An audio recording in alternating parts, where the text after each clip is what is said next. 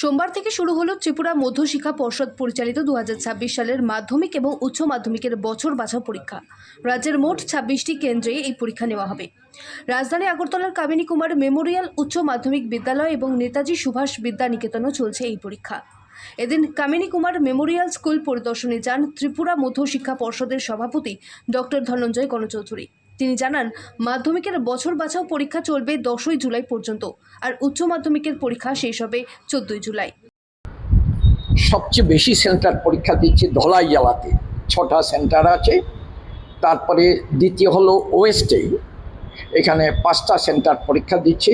তৃতীয়ত নর্থে 4টে সেন্টার আছে, সাউথে 3টে সেন্টার, অন্যগুলো 1-2 করে সেন্টার সারা ত্রিপুরা আমাদের এখানে আছে।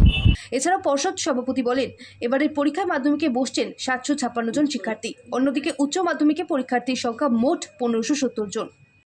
মাধ্যমিক পরীক্ষা এবং দ্বাদশের পরীক্ষা দুটোই আজকে থেকে শুরু হয়ে গেছে, আর মাধ্যমিক শেষ হয়ে যাবে এই মাসের 10 তারিখ, আর দ্বাদশ পরীক্ষা শেষ হবে এই মাসের 14 তারিখ।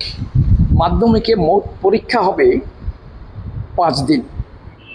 আজকে শুরু হয়েছে, 7 তারিখ হবে, 8 তারিখ হবে, 9 তারিখ হবে, 10 তারিখ হবে, শেষ হয়ে যাবে। আর দ্বাদশে পরীক্ষা হবে মোট 7 দিন।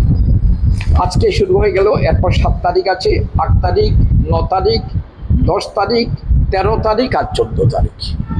এই হলো। এই তো স্টুডেন্টের সংখ্যা বললাম। আমাদের দ্বাদশে পরীক্ষা দিচ্ছে মোট 1570 জন, 1570, আর মাধ্যমিকে পরীক্ষা দিচ্ছে 756 জন, 756। উল্লেখ্য, এবার পশ্চিম জেলার 5টি স্কুলে এবং ধলাই জেলার 6টি স্কুলে বছর বাছাও পরীক্ষা হচ্ছে। এছাড়াও উত্তর ত্রিপুরা জেলার 4টি এবং দক্ষিণ ত্রিপুরা জেলার 3টি বিদ্যালয় এই পরীক্ষার কেন্দ্র করা হয়েছে। ত্রিপুরা থেকে দেবাশিস ঘোষের রিপোর্ট, সিএন ত্রিপুরা।